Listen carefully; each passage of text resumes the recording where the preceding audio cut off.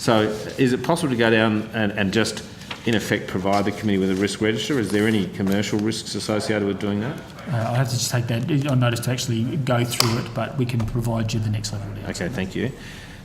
Moving more now to matters of charges. Please excuse my ignorance, I'm just trying to get some information in terms of the way in which you charge airlines for air services. So, and I'll tell you the end point I'm trying to get to. Right now we know that regional flights to regional air services, to regional airports, are more expensive than a Melbourne-Sydney flight. And I wonder whether or not you have your costs to the airlines are consistent on any route, like it's on a per mile basis, or do you charge separately for ground related services as you do for air services, as you do for, so those air traffic control services? How do you charge that, say, from a Qantas flight flying Sydney Melbourne versus a Qantas flight flying Adelaide Whyalla? So ostensibly we have three charges. We have a terminal charge, an en route charge, and the aviation rescue and firefighting charge. The terminal charge is based on the tonnage of the aircraft, based on I'll call it a basin price, and I'll ask Mr. Logan to speak to more detail in that, and that's depending on how much tonnage is going through the particular airport. Then they have the en route charge, which is about the weight and distance flown by the aircraft. And the aviation rescue and firefighting charge is based on weight, or the type of category of the aircraft. But I'll hand Mr. Logan. So if a flight flies Adelaide Whyalla, there is no air firefighting service in Whyalla, I presume. It will only be for Adelaide, depending on the category of the aircraft. They'll get that charge. Yeah. But not the Whyalla sector.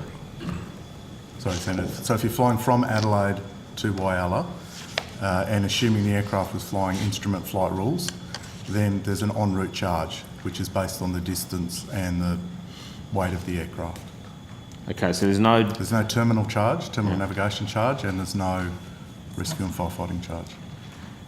And so I'm wondering if maybe you could provide the committee with perhaps a breakdown of what those charges are. I presume they're not commercially sensitive in that you charge the same rate for, whether it's Qantas, Rex, Yes, Senator. And in some cases, that's reviewed by the ACCC, isn't it? Correct.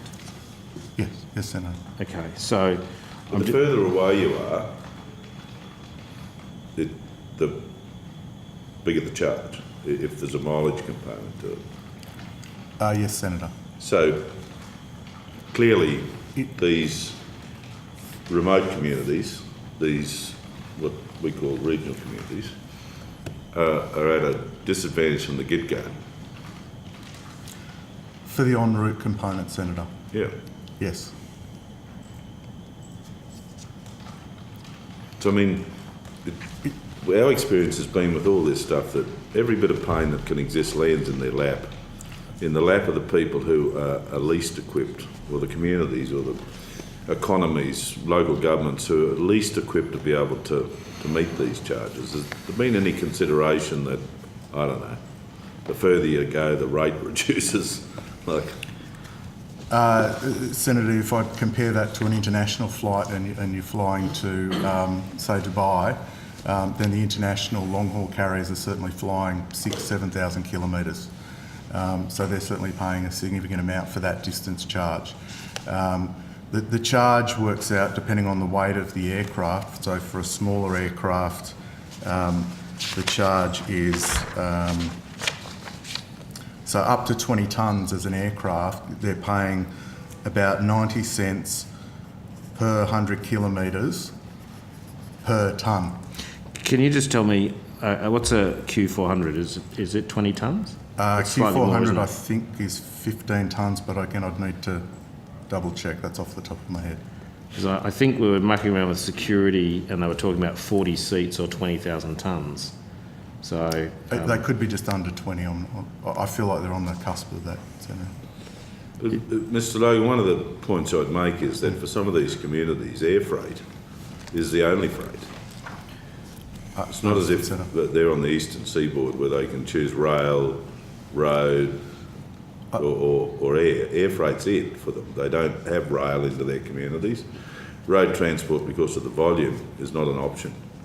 And in any event, the cost on the freight is much higher. So I'm God forbid I would use the word socialism, but in terms of socialising these extraordinary costs that don't meet the test of fairness and parity in relation to our smaller regional and more remote communities. I mean, has it ever been considered, or maybe I direct it to you, Mr. Harfield, when you review charges, is it a possibility that someone can factor in a consideration, if you like? Senator, we absolutely. So when we come up for our review of our charging, it goes out for consultation, and this is the area that we look at every time within the confines of how we have to charge on how to actually get the balance right for communities and operations that you have mentioned versus where you get quite heavy utilisation up and down the East Coast, for example. It's one of the reasons why we've gone through the reforms in the organisations that instead of putting up our prices back in 2015, we've been able to hold our prices at 2015 levels and have guaranteed they will continue to 2023 because we continually review how do we actually make it better. All right, well that leads me, and Senator Patrick, I'm sorry for hijacking this. No, I want to go here as well. So yeah, so then that suggests that you do have some sort of a sliding scale. It suggests that you've considered matters such as these before, and that's resulted in a different, if you like, charging regime, cents per kilometre for longer haul to regional communities than perhaps Brisbane to Melbourne or something to that effect. Is that right? So there are some there's a schedule. I could run my finger down. Yeah. So I've asked them to table that set schedule, Chair. Yeah. But I'll go silent on this if the answer is yes. There's a table and we've considered it, and we take into account the burdens of rural communities and so on and so forth, and that's reflected in the charges. So that's the sliding scales based on the weight, Senator. Yeah. So it's not everyone pays the same. It's pure communism. Everyone gets the same loaf of bread at the same time every day. In the case of en route, that's true, Senator. In the case of rescue and firefighting. When we were putting in new regional locations, the process that we went through there was looking at how do we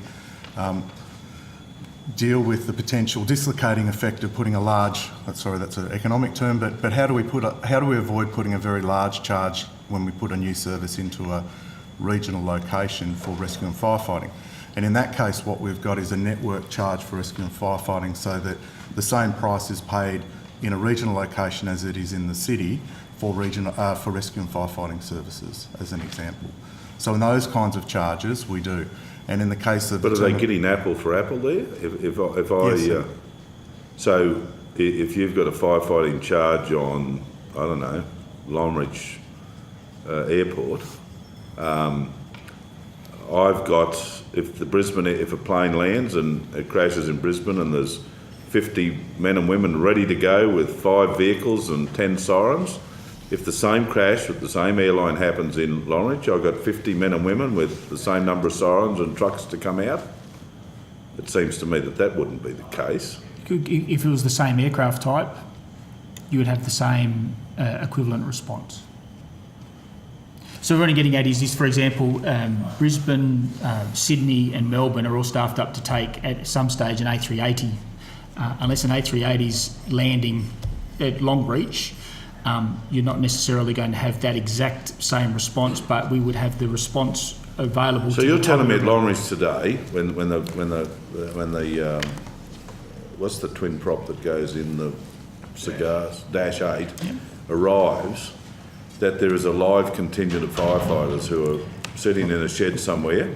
Well, no. Not at Longreach because we don't have the service established. We're using that. If hypothetically there was the service there, let's just take, say, Coffs Harbour as an example. So they don't get charged? Longreach doesn't get charged? No, they don't get an half charge, no. Right. But I presume, is the charge constant? So in Melbourne, you have a team on the ground that can deal with an A380. That involves a particular cost. In Coffs Harbour, you have a team on the ground that can deal with a 737, presumably. So And the charge would be different. Mr. Logan will correct me if I'm wrong here, but with the aft charge, we have a network charge at the base level, which is category 6, which is where we normally establish a firefighting service. That level is paid the same anywhere in Australia where there's an aft service being provided.